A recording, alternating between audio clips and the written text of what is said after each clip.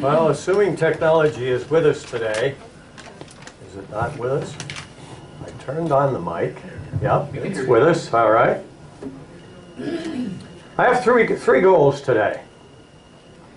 I want to suggest some verbal tools to advance the winning ideas of liberty.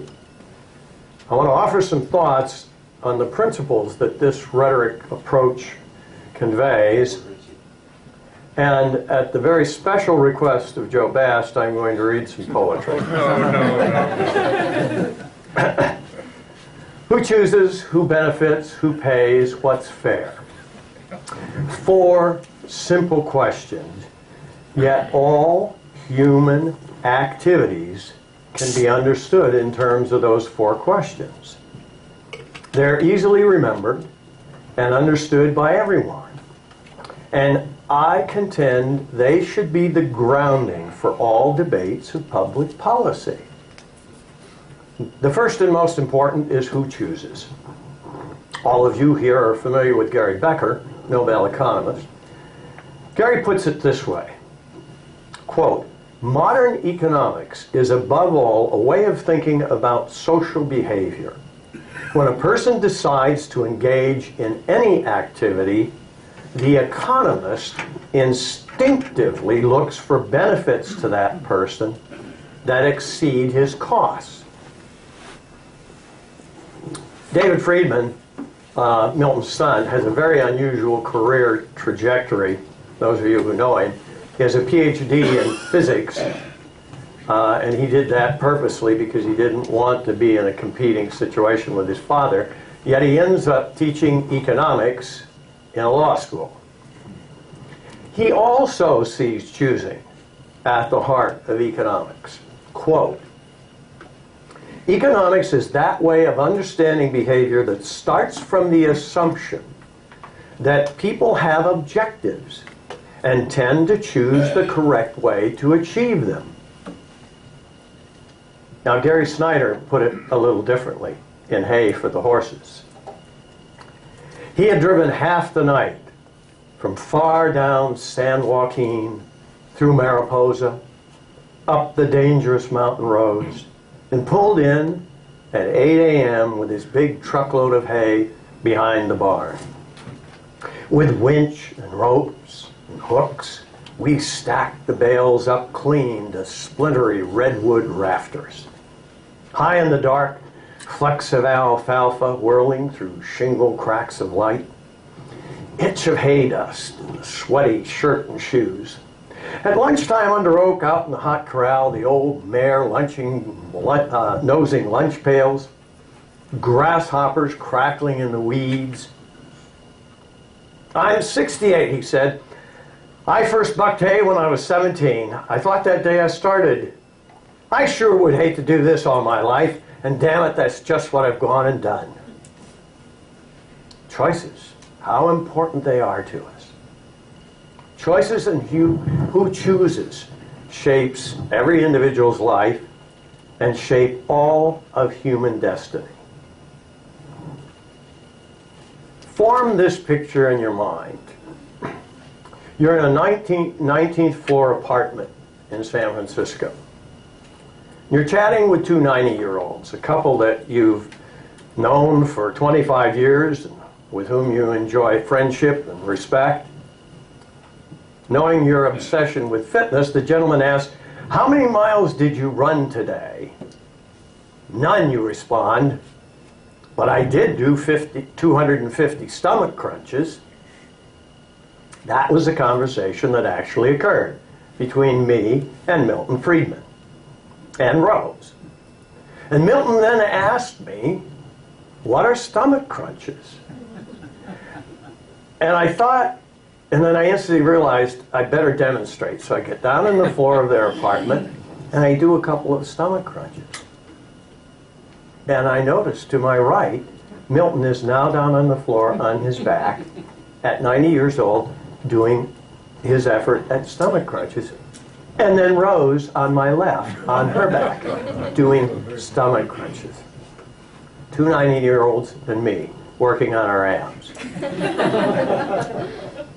Now, By the way, July 31st, 2012, Milton's 100th birthday would have been. And we think that the century that he would have lived, almost a century, certainly was far better off for his having been there. And I think his ideas remain, in my view, the best hope for the next century. Well, Milton was driven by an assumption that's represented by that stomach-crunching episode, and that was that everyone should engage in a careful study of cause and effect. That relationships is such a powerful tool. It's a necessary tool for predicting the future. If you want to have some idea of what today's choices, what impact they're going to have on tomorrow's outcome. Now, George Shultz described this particular approach in song, which I'd like to share with you. He dedicated this to Milton on Milton's 90th birthday. So I know, Milton, you're tone deaf, but it isn't going to bother you. I'm going to sing, but you won't know it. So here's my song, my methodological tribute. A fact without a theory is like a ship without a sail, is like a boat without a rudder, is like a kite without a tail. A fact without a theory is as sad can be. But if there's one thing worse in this universe, it's a theory. I said a theory. I mean a theory without a fact.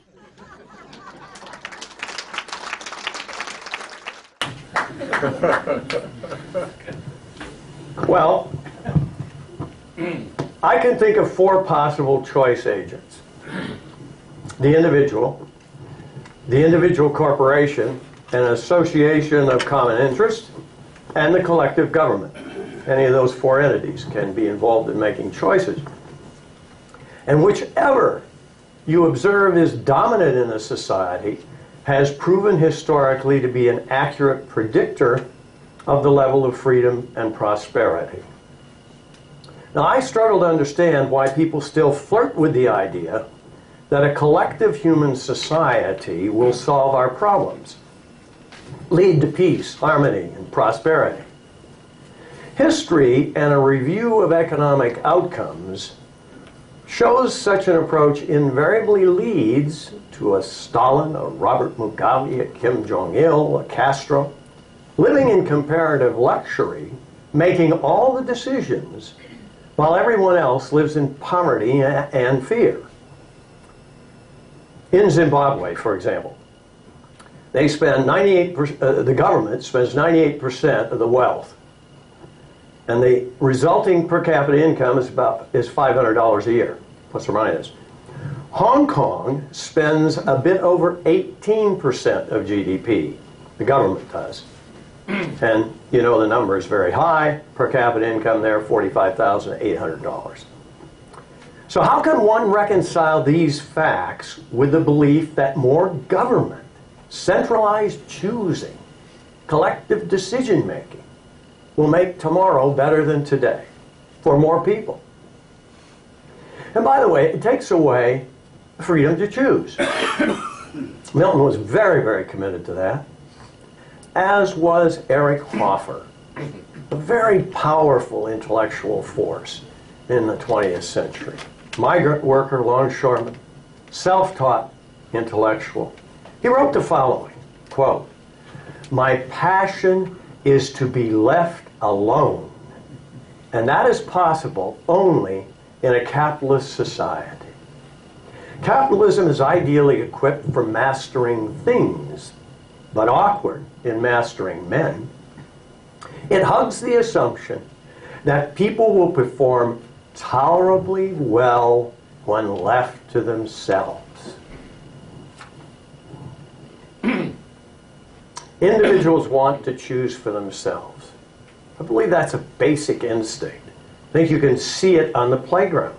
Now remember that business of who's going to choose who's going to choose the teams, and who's going to choose who's going to be on those teams.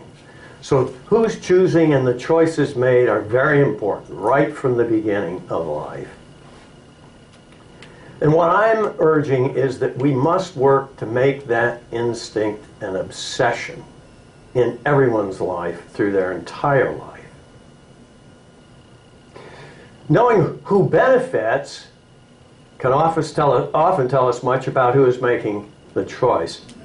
We know reward for effort is a powerful incentive for increased productivity. But even when you factor in benefits to others than the person choosing, it's the choosing agent who most benefits. Choices are made with the primary goal of benefiting whoever is choosing. It matters not whether that person is striving to make a profit, to help someone in need, or advance a political agenda. Steve Jobs, of course, lots of us benefited from his brilliance and energy. But it was Steve's perception that his choices would benefit himself that provided him the incentive and the drive to excel. Another example, a dear friend of mine, Norman Borlaug, Nobel Peace Prize winner. Millions were better fed through Norman Borlaug.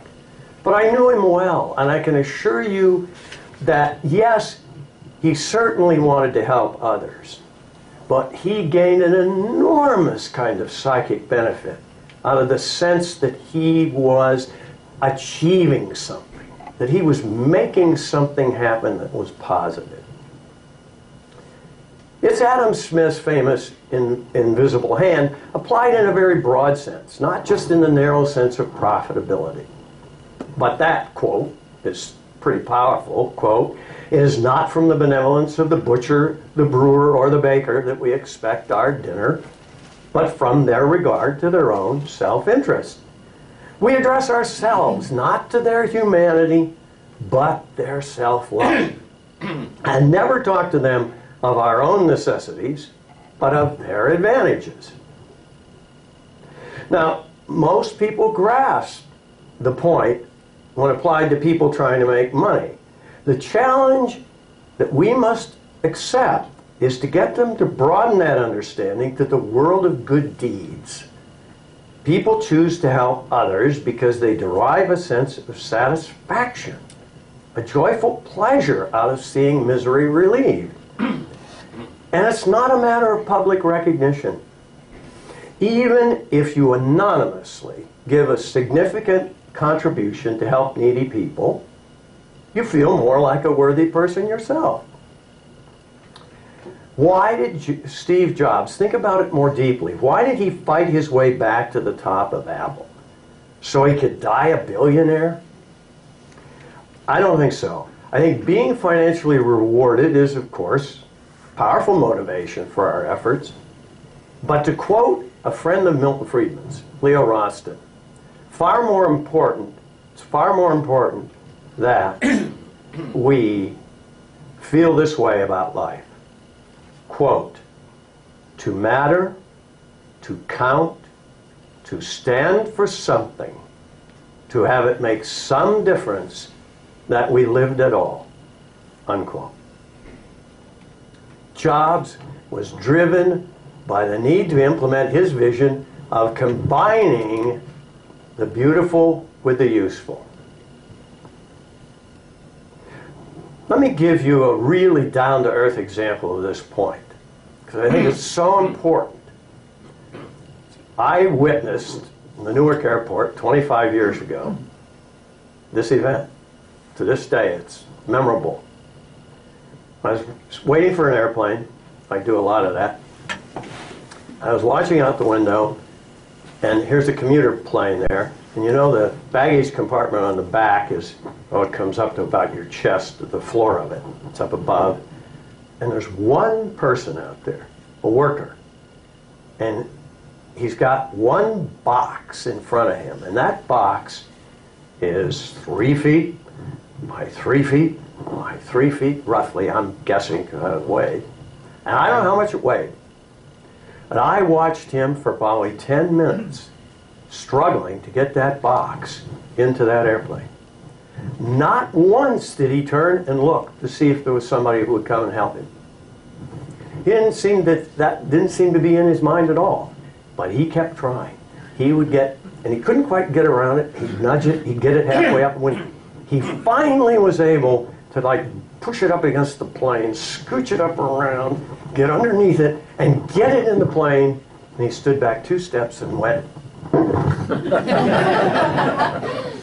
And there was not another soul around, except me, perhaps, that saw it. I didn't know anyone else did. That's a powerful incentive for people to achieve. We need to encourage it. The third question, who pays, is in some ways the simplest answer, but the answer, my answer, the individual always pays, is not always obvious.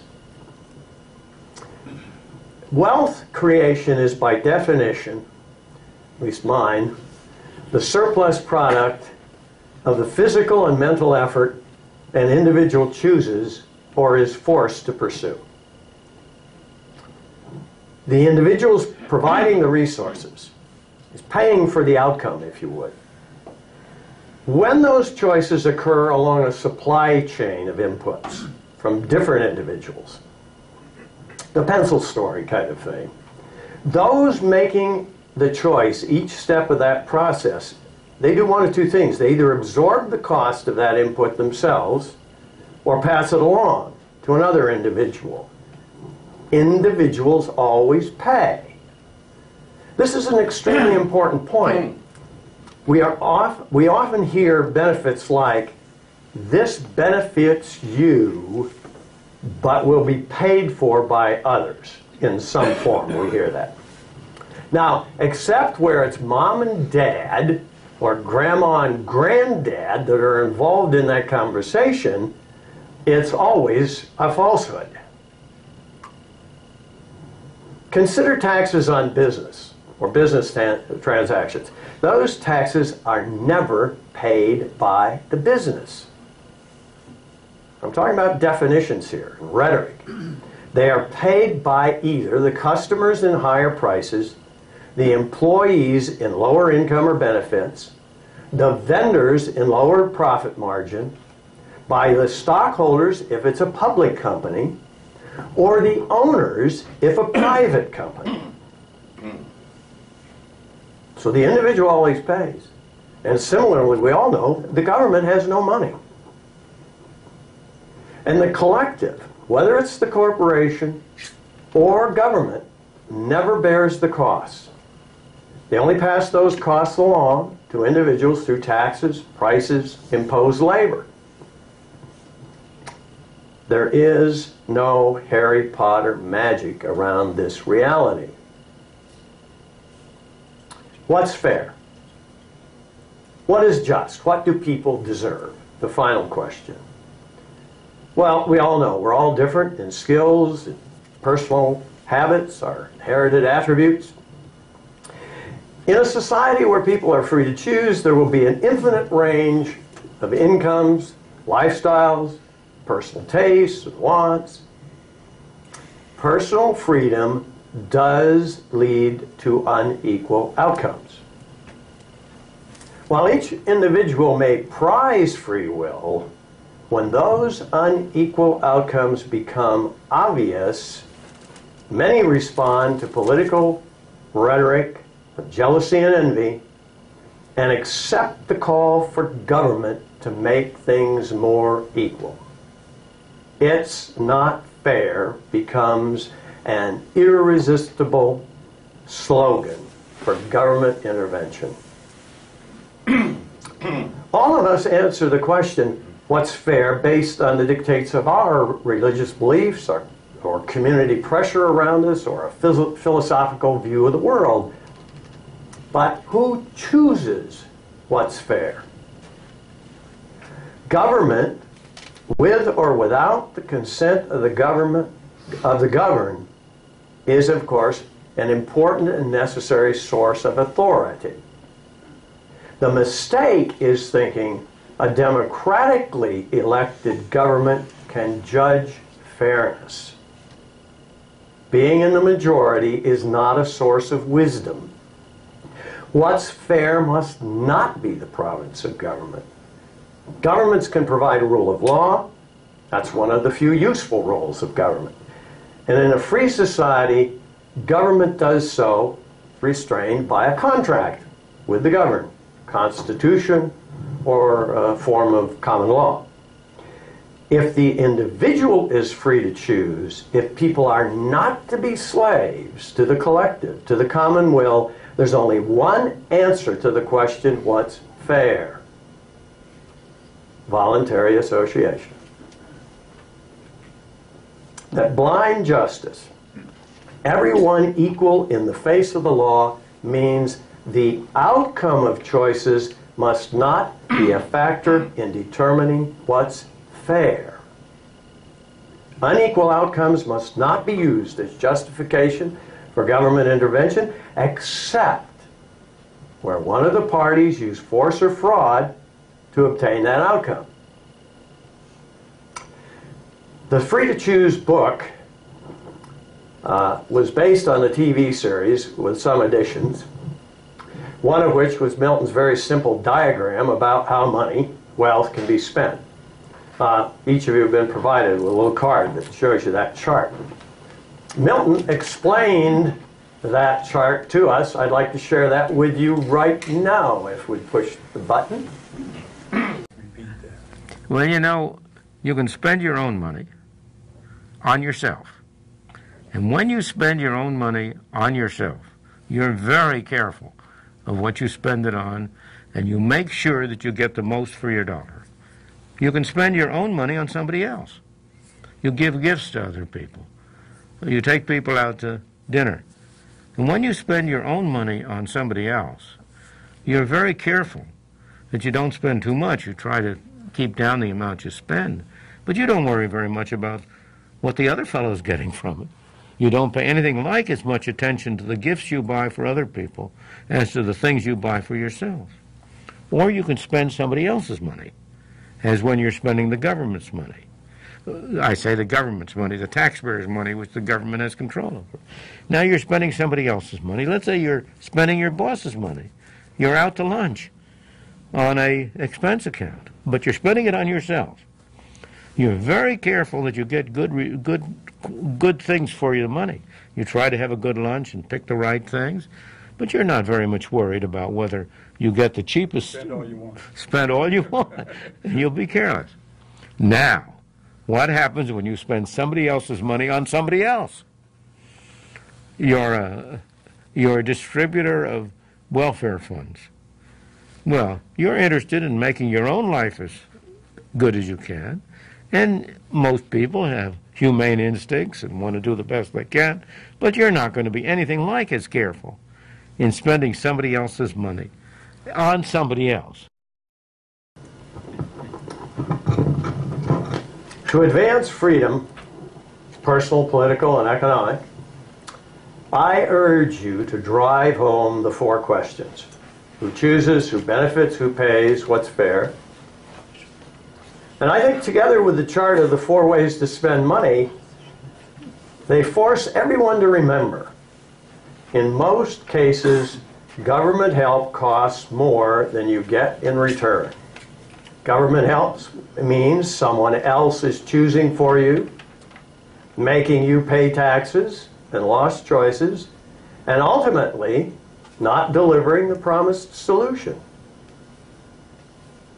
And this is something we learned just recently. A school teacher, one of the people we work with, and we were doing a project, and he says, I always tell my students we live in a world of inequality. I think we should learn to celebrate inequality, have people understand the positive aspects of that. We must recognize the infinite roads to personal growth and happiness that exist for human beings. We must never forget, government is the only entity that can legally take away my life and my possessions. I think of government like blood loss during surgery. The surgery may be needed, but blood loss should be kept to a minimum. Government has a role, but it should be strictly limited. Friedman put it as follows, quote, "The society that puts equality before freedom will end up with neither. The society that puts freedom before equality will end up with a great measure of both." And, as I stated at the beginning, Friedman's goal was to develop tools that would accurately predict the outcome of actions, and in doing so, give each individual a better chance of reaching their full productive potential. This requires never-ending effort to seek a clear understanding of cause and effect. It requires avoiding wishful or careless thinking. H.L. Mencken wrote, quote, "An idealist is someone who, upon observing that a rose smells better than a cabbage, concludes it will also make a better soup." And here's a story that makes the point, I think, even more memorable. We're back in late 18th century. Jacob and Sarah, children of people, of their families living in Philadelphia, decided they wanted to strike out on their own, so they moved west. Now, at that point in time, west meant a little bit beyond Lancaster. So they go out there and they start building their own farm, little farmstead. And as you might imagine, with newlyweds, soon the inevitable happens, and they're going to have an addition to their family. And the time arrives, and Jacob rides into Lancaster, brings the doctor back out to his cabin. And the doctor comes in, the doctor says, "Okay, Jacob, I have 2 jobs for you. Get some water boiling on the stove. And whenever I holler, you bring the oil lamp over so I can see what's going on." Jacob gets the water boiling, and he's waiting patiently. It's finally starting to boil. "Bring the light!" And he brings the light over. And sure enough, he welcomes his firstborn son. And he is really juiced up. He really feels great. Walks back, put the lamp down, the doctor says, "Oh, Jacob, bring the light." He brings the light back over. Now he has twin boys. Now this is not the best news on the world, because here he is, he's just starting out, he hasn't quite made his way in the world. Now he's got 2 children to take care of. And just at that point, the doctor says, "Jacob, bring the light." And Jacob shouts out, "Doc, do you suppose the light's attracting them?" So we must understand cause and effect. Who chooses, who benefits, who pays, what's fair?